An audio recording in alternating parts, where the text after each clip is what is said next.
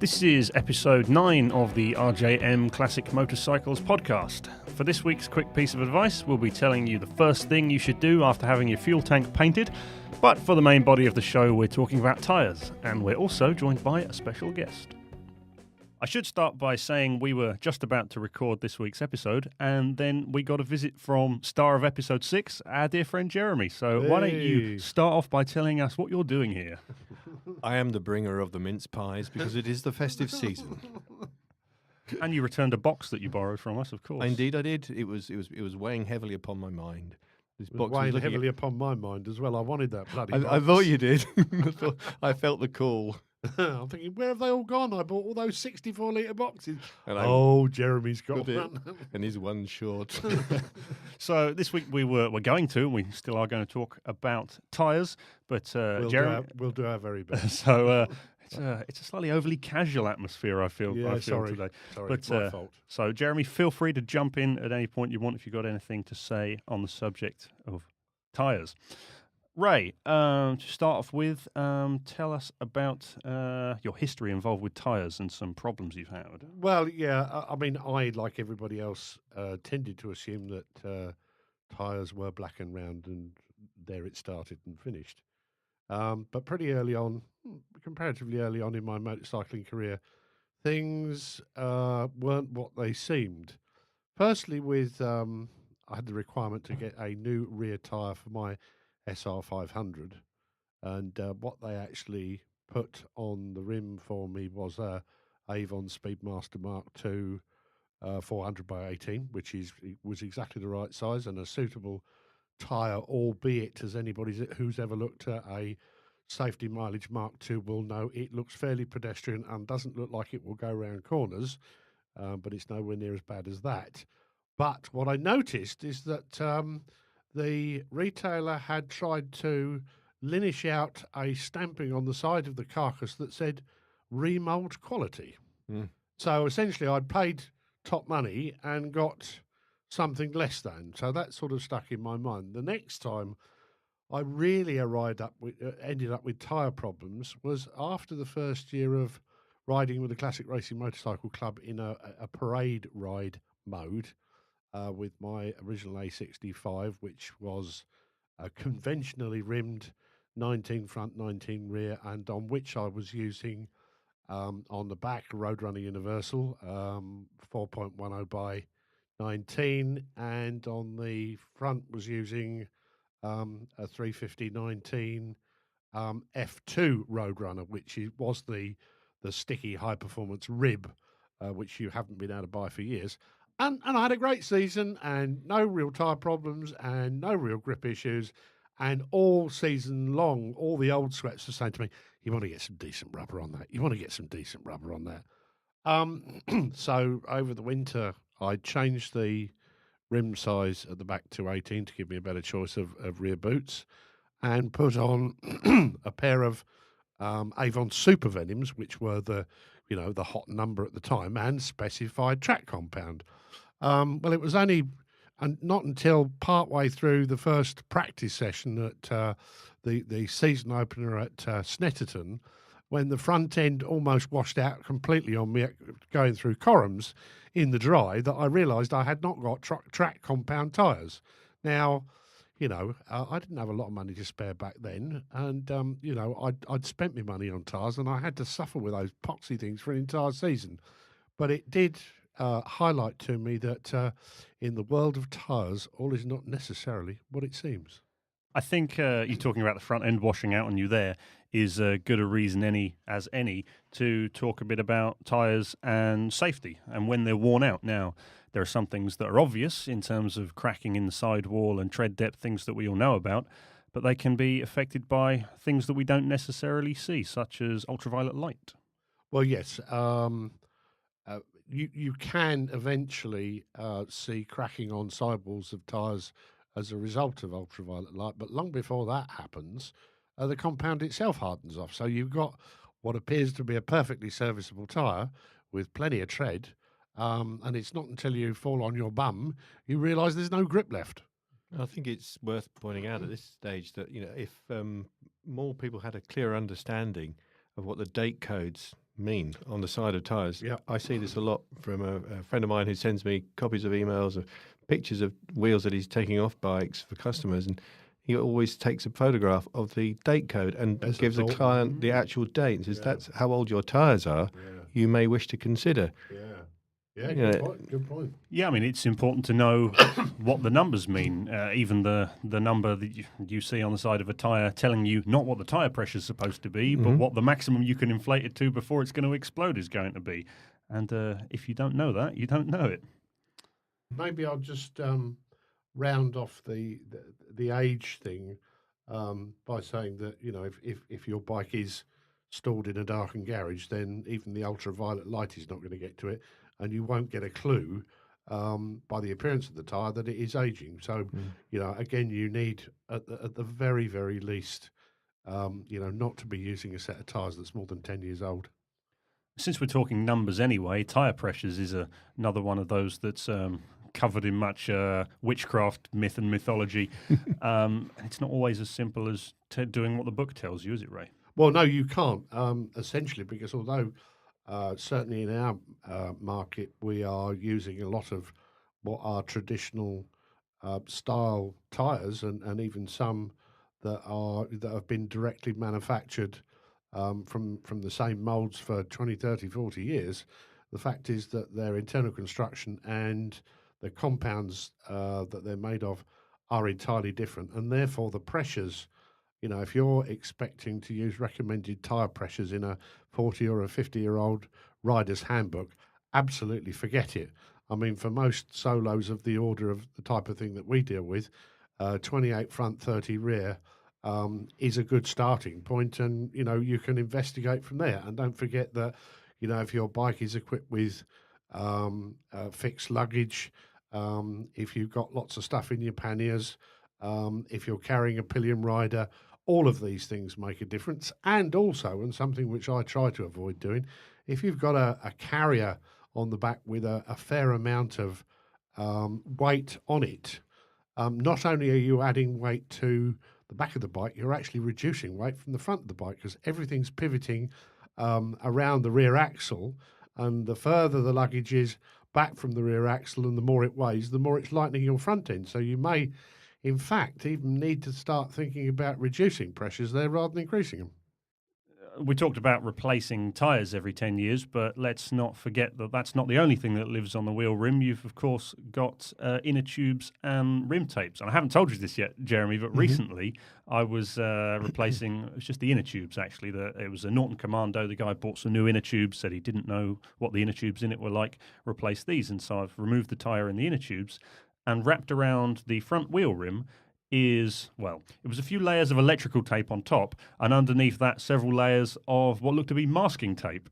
And knowing just how much else was wrong with this machine, I'm thinking, you know, it's not going to be beyond the realms of possibility that this is covering up much nastiness. Also, you know, like a crack in the rim or something. Also on this machine, one of the studs that mount the tank had, well, you investigated this, didn't you, Ray? What did it look like? Oh, you mean where it literally, as it turned out, had broken away from the tank altogether? And initially it looked like there'd just been lots of sealant put around that area because it was having a bit of a weep. And when I scraped around it, I found a perfect crack all the way round and just a little wiggle, and it came off, leaving a 3/8 of an inch hole in the tank, which you could have been riding along, and one day, boom, all your fuel all over the hot engine. Boom. Yes. Who's this character you've just invented now? I don't know where he's coming from. Shall we just continue and see whether he reappears? We'll explore him and see where he goes, and apologise for any offence caused to our continental listeners. So we talked about tyres et al. As an individual thing, but let's talk about pairings, why don't we? Well, yeah, and you do see all sorts of strange things because, again, most people think they're just black and round, and, you know, okay, so there still seem to be plenty of tread on there, but according to, you know, the authorities, you need, 1.6 mil as a minimum. So it's time to change tyres, and it's presumably whatever's cheapest at whatever emporium you happen to visit. And we do see some strange old combinations. Some Some are perfectly okay, and some are definitely not. So that it's always a good idea, to make sure if you're just replacing the front or just replacing the rear, to make sure that you've got a sensible pairing, not something which is completely ridiculous. I mean, worst thing you can possibly have, for example, is a really, really sticky new tyre on the back and something extremely pedestrian on the front, because obviously the back end is going to push the front end faster than it wants to go. And that's when you have a front end washout. And, I can, with the best of them, cope with the back end stepping out. But when the front end washes out, that, as Jack would say, is a bring you to Jesus moment. A lot of people talk about tyres profiles. Explain a bit about exactly what that means, because leading into that, I remember, I think it was a TR6, we had concerns about the tyres on it, and I reported this to the customer. We're not sure you've got the ideal tyres on there. And he's saying, well, what do you mean? They're Avon tyres? Oh, well, presumably you're alluding to the fact that we actually found that the rear tyre was having a significant rub on the chain guard for a start. That wasn't the example I was thinking of, but that's a good enough excuse to talk about that. Okay, well, I'd found it once or twice in the past, where you'd got a real significant rub of the sidewall of the rear tyre on the back of the chain guard, on pretty much all Triumph twins. And obviously, in the first case, you confirm things like that the makeup of furniture on the rear axle is all as it should be and is all in place. You would then take some citing as to whether the offset on the rear wheel had been correctly set, and all those things being equal, there still seemed to be an unresolvable problem. And what we actually discovered in the first case is, and probably the reason why Triumph never specified where they had a requirement for a 418 on the rear, which is most cases, why they never used the Avon tyre. They always used the Dunlop K70, because it's it's a slightly narrower profile. Even 418 for 418 on the safety mileage, the actual sidewall is actually wider, and hence the rub. So if you find you have that situation, just stick the tyres back on that the manufacturer specified and the problem goes away. Yeah, hence the saying, there's the rub. True story, true story. I'm sure Shakespeare didn't write a Triumph. There's No, BSA, man. All the way. All known the way. for it. no Yes. for it, no. Yes, what was that? What Much was that? ado about nothing. So Much ado about triumphs. So what was the example you were alluding to that I... Oh, no, there's nothing specific to say with that example. I think we've pretty much covered triumphs in that regard. Another specific machine when it comes to recommendations and straying from an established narrative is TT100s on Norton Commandos that everybody favours. Well, there's several issues with Commando. We've got one in at the moment that's actually got an 18-inch rear. So somebody's changed rim size to give himself a better choice of rubber, which I understand. But and I've never actually ridden a Commando with an 18-inch rear wheel on, so I don't know. But back in my racing days, it was pretty much part of the legend that if you started screwing with rim sizes on Commando, you were going to end up with an absolute beast handling wise. And I don't know whether that's true. But I've never been a particular fan of TT100s, and people say, "Oh well, first 200 mile an hour lap of the island, etc." Yeah, the guy must have been a bloody hero, because just looking at them, you could see as you progressively roll over onto the off the tread and onto the sidewall of the tyre, there's no progression there at all. Whereas my preferred option for the same size is the Avon Roadrunner Universal. You've got a nice curve all the way round. So, I mean, you can lean over as far as your bottle allow you to and still potentially have some tread under you. Not so with the TT100, because you're effectively about to fall off a cliff. While we're talking about straying from established narratives, can you myth bust something for me? Is it true that the wrong profile tyre can cause an incorrect Speedo reading? Well, of course it can. And we see this very often. And again, people think that, again, extending the narrative that, an 18-inch tyre is an 18-inch tyre is an 18-inch tyre. And what we find very often is that, and using Triumph Twins as an example, where you would typically have a 350/19 front and a 418 rear. So in other words, you make up the overall circumference of the wheel by having a bigger profile tyre. If you have, and this is where you start to get confused with between the old imperial measurements, the early metric measurements, and the later metric measurements, whereby, for example, people will assume that a 4.10 sized or profile tyre would be getting on for the same profile as a 418 in the old imperial measurements, but it isn't. It's very, very, very much smaller. So as a consequence, you see a lot of Triumphs running around with a hopelessly too low profile rear tyre, which obviously means the circumference is reduced, which means your Speedo reading is going to be out. And this can also lead to difficulties with things like getting a machine on the centre stand, Absolutely, for example. because of course you're physically almost lifting the bike bodily an inch higher than it necessarily would need to, because the bike is that much closer to the ground. Yeah. One thing that also really gets on your nerves, I know, Ray, is how the wrong profile tyre can affect the relationship between it and the front and rear mudguards. Oh yeah, well I mean particularly I have a front mudguard fetish. I do like there to be a fairly close relationship, both in terms of distance and in terms of diameter, between the front tyre and the front mudguard.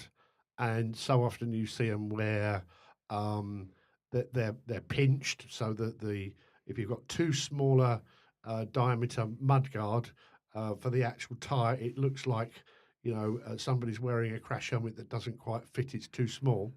And the other thing you see is where the mudguard is too big in diameter, and you've got a bit flapping out the front and a bit flapping out the back. So to not address those in terms of a rebuild is very, very lazy. But you see, I mean, so many small lads you look at on eBay and the like, and the very first thing I look at is, God, look at that front mudguard. Doesn't it look awful? And I'm sure it makes no sense to anybody else in the world. A lot of these complications that we've been talking about are only amplified and made more complicated, I think, when you look at custom bikes, be it bobbers or calf racers or whatever. And boy, have we got one at the minute. Well, I mean, just as a quick example, if you were looking at making an A65 more sporting, I say that because that's exactly what you are doing, amongst other things. What would you go with for a more touring equipped A65, and what are you going for with a more sporting model? Okay, well, there's some interesting conclusions you can draw from this, because first of all, the wheel rim sizes on A65s have varied quite a bit. The very first of the Star Twins were 18 front, 18 rear. The next generation from about 63 through to about 67, I think, were 19 front and rear. They then went to 19 front and 18 rear, which then followed through onto the all-in frame bikes. And you do see some interesting mistakes made. But for example, my touring bike is slightly earlier, so it's still got 1919. And on that, I do like a rib. I do like a rib. It's a great sadness to me that Avon no longer produce the F2, so you're stuck with the Speedmaster Mark II. I'm not sure whether Dunlop still do a rib or not, but there was so little in the way of sidewall furniture in terms of moulding on the Dunlop. They always look like nothing on earth, whereas you've got a nice progression off the main tread and some nice mouldy graphics on the side of the Speedmaster, which make it a better looking tyre, as well as being very suitable for the earlier stuff, because I say the earlier stuff I think should have a rib. And on the back I use, again, one of my favourites, although again it is a higher speed rating than the Speedmaster, because the Speedmaster's S, and I use the Road Running Universal on the rear, and that's an H rate. So technically there's a mismatch there, but I can tell you it's actually quite a good combination. Now, on my latest project, which is a cafe racer, obviously we're looking for something with a bit more style, a bit more modern, and a bit more grip. So I've gone for Avon Road Riders, which is the current generation of, the Roadrunner series, if you will. And from memory, we've got 1990 19 on the front and a 110 18 on the rear, and that is sufficient to balance the circumference of the two wheels and give you a fairly well matching profile, and particularly on the back, it's not rubbing on chain guards, it's not rubbing on chains. So that is about the best option for that. The other thing I was thinking of also is that with regard to wheel sizes, somebody I know some little while ago restored himself a fairly early, and we're into the Star Twin era of A65, and really didn't like the way it handled, and really didn't like the way it behaved on the road, and in the end sold it on. But as I pointed out to him, actually, this is an early bike that should have 18 front and 18 rear. You've obviously read the wrong data and now built it with a 19 front and an 18 rear, and you've got the profile of the tyres wrong as well. That might be why it don't handle. Looking at the opposite end of the spectrum in terms of customization, which I think you were hinting at before I started talking about your A65 project, we're currently looking after a T120 that is in a bobber styling. Now, I know half the listeners are cheering and half the listeners are groaning at the moment.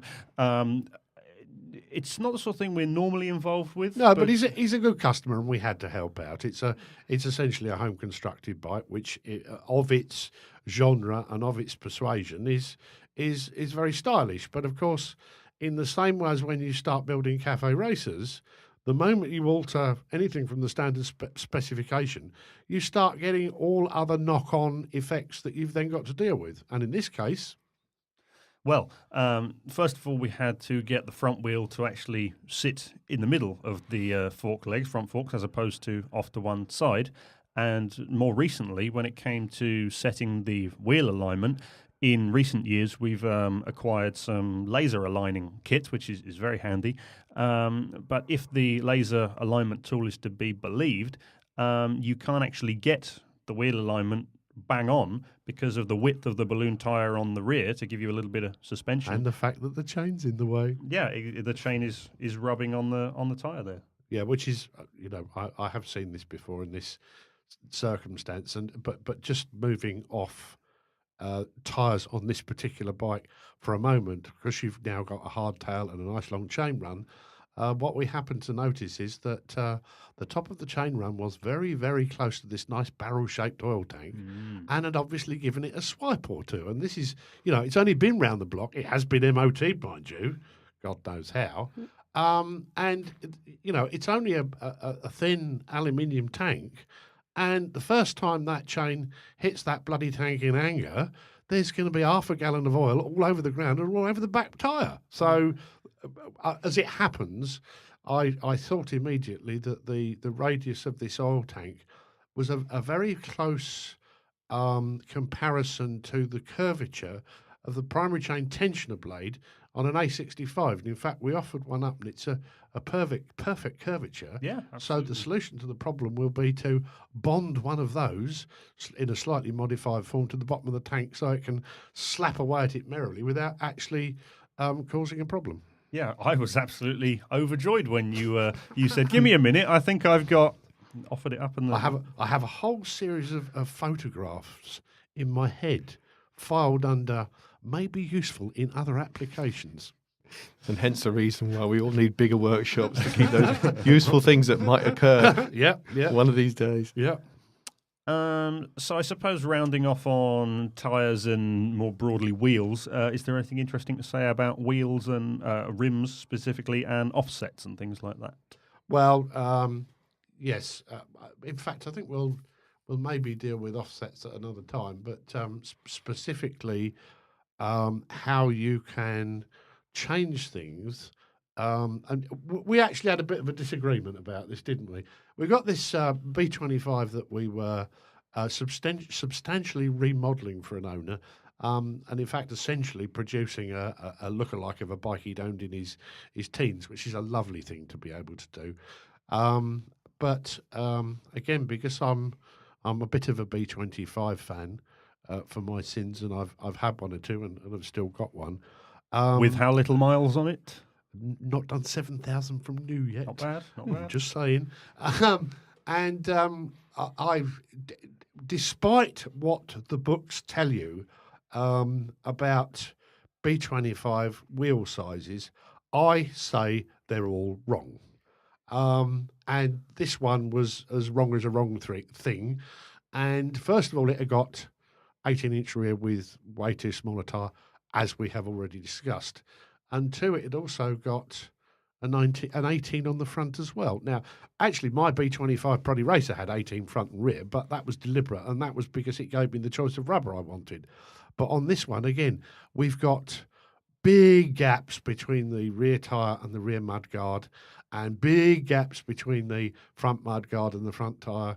And I said to Ryan, this should actually have 19 front, 18 rear. We've got to do some wheel building on this machine anyway. That's what I'm going to do. And of course, there ensued a bit of friction because... No. I have to interject here. I don't think it's the case that we had a disagreement. I was just saying the bike that came in has one thing. The Roy Bacon book is speaking in favour of the thing that's on it, and you've got to justify diverting from that. I wasn't saying don't do it. I'm just saying you need to justify it. Yeah, and justify it you did in your defence.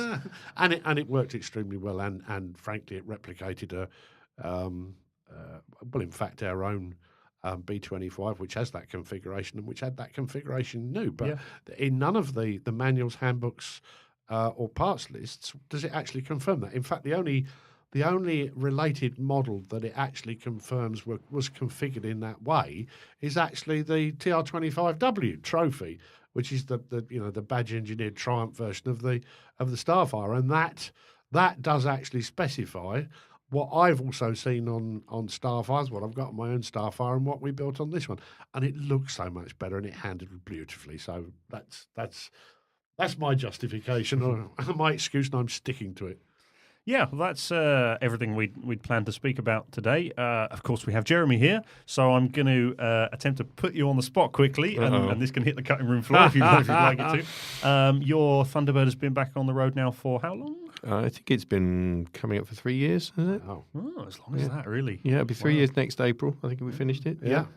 And how are you finding the tyres specifically? Well, actually, a very pleasant surprise. Because when you look at them, they're the Avon Speedmaster front and the road safety mileage. Oh, Roadrunner on the rear. Roadrunner Universal on the rear. Yeah, because I looked at what the purists would have, which is the square section, the safety mileage. Thank you. Yeah, that one, and I thought that's going to be like falling off a cliff. As I said right at the top of the show, actually, they're nowhere near as bad as you think they're going to be. Right. I mean, sure, what you've got on there is way better, and moreover, looks way better. And as kosher and as original in every detail as your bike is, it's nice to have a few hidden little goodies. Some of which are slightly visible, and some of which definitely aren't. Just.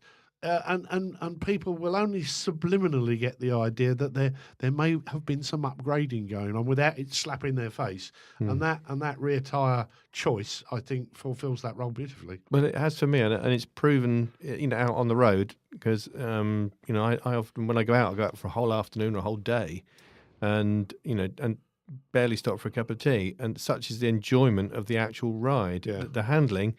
I've without realising, I've gone over as far as the foot pegs quite easily. Wow, really? without fear at all. I've got as you build up a bit of enthusiasm, the tyres truly do perform, and considering how skinny they are. And you're used to your bloody great Harley, amongst other things. Well, yeah, but you know what? Interesting. Going right off topic, but that has very skinny tyres. The rear tyre is quite narrow compared to. Mine's a late '80s Harley, by the way, and they're Dunlop K. Well, I forget what they are, but they're made specifically for Harley. But truly, Which means they can charge twice as much. oh, surely. absolutely. Yeah, Yes, yeah. they saw you coming. But I mean, the truth is that they're quite skinny, really, for the size of the machine. You look at modern Harleys; they're at least twice the size. Yeah.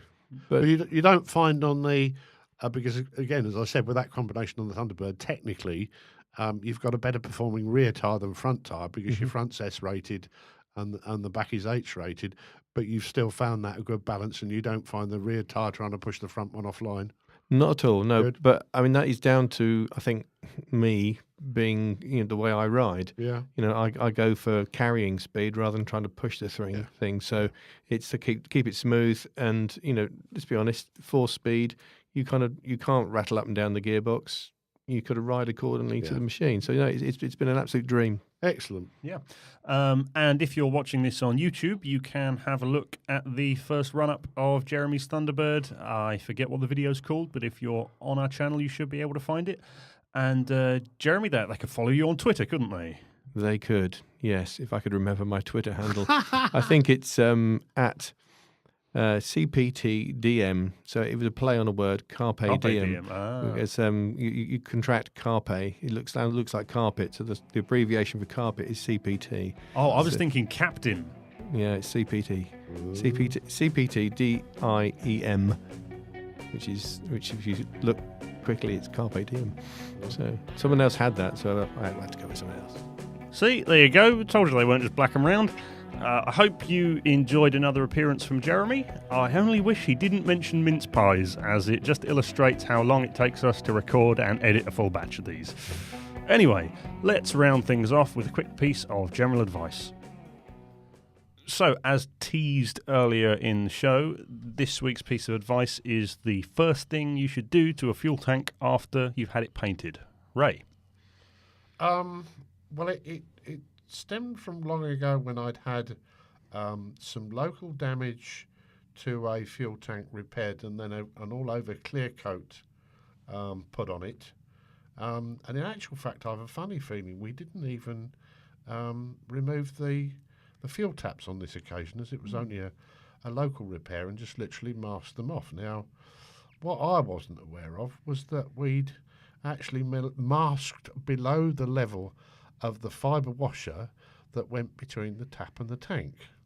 And within a very short space of time, there'd been a little bit of weepage around the fibre washer, which actually lifted a fair old proportion of the clear lacquer and the coloured paint as it got in underneath the paint and had nowhere to escape, and just carried on blistering and carried on removing paint. I actually spotted it in the nick of time before it became too obvious, and managed to drain the tank and allow the paint and the lacquer to harden back up again, and then only had to sort of locally touch in and repair around it.